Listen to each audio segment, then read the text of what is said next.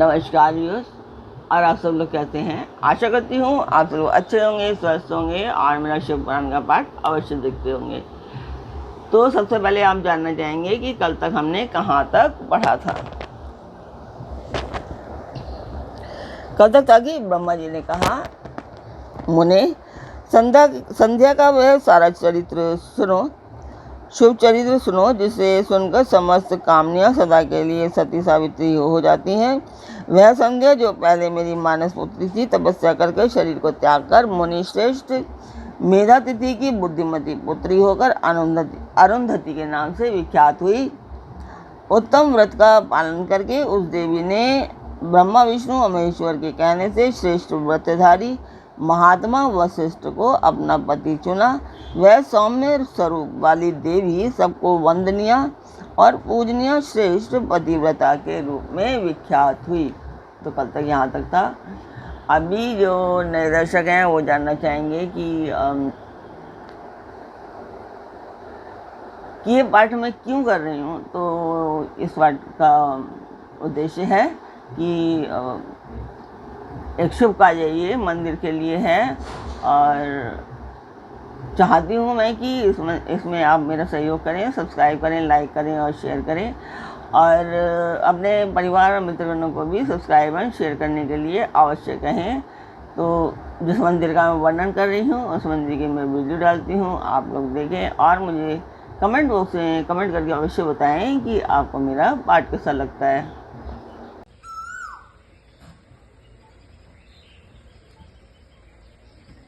तो मंदिर की वीडियो आपने देखी, आपको मेरा पाठ कैसा लग रहा है कमेंट बॉक्स में मुझे अवश्य बताएं।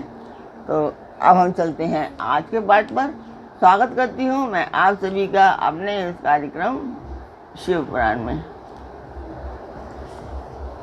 तो शिव पुराण में है कि आज नारद जी ने कहा,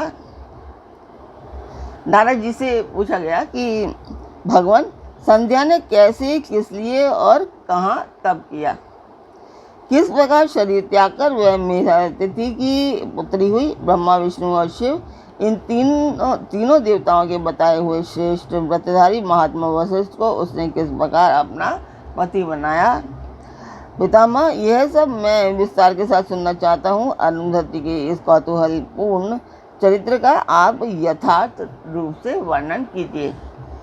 ब्रह्मा जी ने कहा, मुने, संध्या के मन में एक बार सकाम भाव आ गया था, इसलिए उस साध्वी ने यह निश्चय किया कि वैदिक मार्ग के अनुसार मैं अग्नि में अपने इस शरीर की आहुति दे दूंगी। आज से इस भूतल पर कोई भी देहधारी उत्पन्न होते ही काम भाव से युक्त ना हो, इसके लिए मैं कठोर तपस्या करके मर्यादा स्थापित करूंगी। तरुणावस्था से पूर्व किसी पर भी काम का प्रभाव नहीं पड़ेगा, ऐसी सीमा निर्धारित करूंगी। इसके बाद इस जीवन को त्याग दूंगी। मनी मन ऐसा विचार करके संध्या चंद्रभाग नामक उस श्रेष्ठ पर्वत पर गई जहाँ से चंद्रभागा नदी का प्रादुर्भाव हुआ है। मन में तपस्या का दृढ़ निश्चय ले संध्या को श्रेष्ठ पर्वत पर गई हुई जान मैंने अपने समीप बैठे हुए वेद वेदांगों के पारंगत विद्वान सर्वज्ञ जितात्मा एवं ज्ञानयोगी पुत्र वशिष्ठ से कहा, बेटा वशिष्ठ, मनस्वी संध्या तपस्या की अभिलाषा से चंद्रभागा नामक पर्वत पर गई है। तुम जाओ और उसे विधि पूर्वक दीक्षा दो। तात, वह तपस्या के भाव को नहीं जानती है, इसलिए जिस तरह तुम्हारे यथोचित उपदेश से उसे अभिष्ट लक्ष्य की प्राप्ति हो सके वैसा प्रयत्न करो।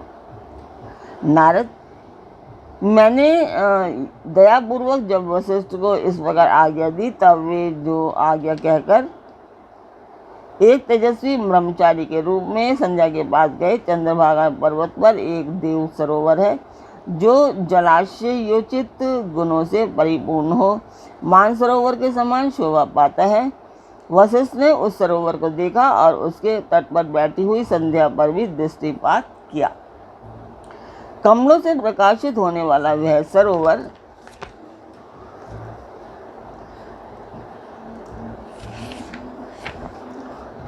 तट पर बैठी हुई संध्या से उपलक्षित हो, उसी तरह सुशोभित हो रहा था जैसे प्रदोष काल में उदित हुए चंद्रमा और नक्षत्रों से युक्त आकाश शोभा पाता है। सुंदर भाव वाली संध्या को वहां बैठी देख मुनि ने कौतूहल पूर्वक उसे हल्लोहित नाम वाले सरोवर को अच्छी तरह देखा। उसी प्रकार भूत पर्वत के शिखर से दक्षिण समुद्र की ओर जाती हुई चंद्रभागा नदी का भी उन्होंने दर्शन किया। जैसे गंगा हिमालय से निकलकर समुद्र की ओर जाती है, उसी प्रकार चंद्रभागा के पश्चिम शिखर का भेदन करके वह नदी समुद्र की ओर जा रही थी। उस चंद्रभागा पर्वत पर विहल्लोलित सरोवर के किनारे बैठी हुई संध्या को देखकर वशिष्ठ जी ने आदरपूर्वक पूछा। वशिष्ठ जी बोले, भद्रे, तुम इस निर्जन पर्वत पर किस लिए आई हो? किसकी पुत्री हो और तुमने यहाँ क्या करने का विचार किया है? मैं ये सब सुनना चाहता हूँ। यदि छिपाने योग्य बात ना हो तो बताओ। महात्मा वशिष्ठ की ये बात सुनकर संध्या ने उन महात्मा की ओर देखा। वे अपने तेज से प्रज्वलित अग्नि के समान प्रकाशित हो रहे थे। उन्हें देखकर ऐसा जान पड़ता था मानो ब्रह्मचर्य देह धारण करके आ गए हों। वे मस्तक पर जटा धारण किए हुए बड़ी शोभा पा रहे थे। संध्या ने उन तपोवन को आदरपूर्वक प्रणाम करके कहा। संध्या बोली, ब्राह्मण, मैं ब्रह्मा जी की पुत्री हूँ। मेरा नाम संध्या है और मैं तपस्या करने के लिए इस निर्जन पर्वत पर आई हूँ। यदि मुझे उपदेश देना आपको उचित जान पड़े तो आप मुझे तपस्या की विधि बताइए। मैं यही करना चाहती हूँ, दूसरी कोई भी गोपनीय बात नहीं है। मैं तपस्या के भाव को उसके करने के नियम को बिना जाने ही तपोवन में आ गई हूँ। इसलिए चिंता से सूखी जा रही हूँ और मेरा हृदय कांपता है। संध्या की बात सुनकर ब्रह्मवेत्ताओं में श्रेष्ठ वशिष्ठ जी बोले, जो स्वयं सारे कार्यों के ज्ञाता थे, उससे दूसरी कोई बात नहीं पूछी। वह मन ही मन तपस्या का निश्चय कर चुके थी और उसके लिए अत्यंत उद्यमशील थी। उस समय वशिष्ठ ने मन से भक्तवत्सल भगवान शंकर का स्मरण करके इस प्रकार कहा। वशिष्ठ जी बोले, शुभानने, जो सबसे महान और उत्कृष्ट तेज है, जो उत्तम और महान तप है तथा जो सबके परमात्मा है, उन भगवान शंभु को तुम हृदय में धारण करो, जो अकेले ही धर्म, अर्थ, काम और मोक्ष के आदि कारण हैं। उन त्रिलोकी के आदि त्रष्टा अद्वितीय पुरुषोत्तम शिव का भजन करो। आगे बताए जाने वाले मंत्र से देवेश्वर शंभु की आराधना करो, उससे तुम्हें सब कुछ मिल जाएगा, इसमें संशय नहीं है। ओम नमः शंकराय ओम। इस मंत्र का निरंतर जप करते हुए मौन तपस्या आरंभ करो और जो मैं नियम बताता हूँ उन्हें सुनो। तुम्हें मौन रहकर ही स्नान करना होगा। मौनालंबन पूर्वक ही महादेव जी की पूजा करनी होगी। प्रथम 2 बार छठे समय में तुम केवल जल का पूर्ण आहार कर सकती हो। जब तीसरी बार छठा समय आए तब केवल उपवास किया करो।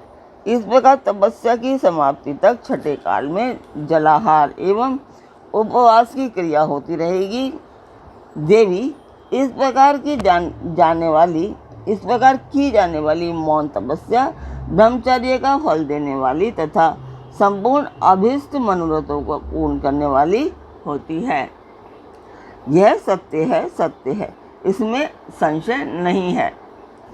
अपने चित्त में ऐसा शुभ उद्देश्य लेकर इच्छानुसार शंकर जी का चिंतन करो।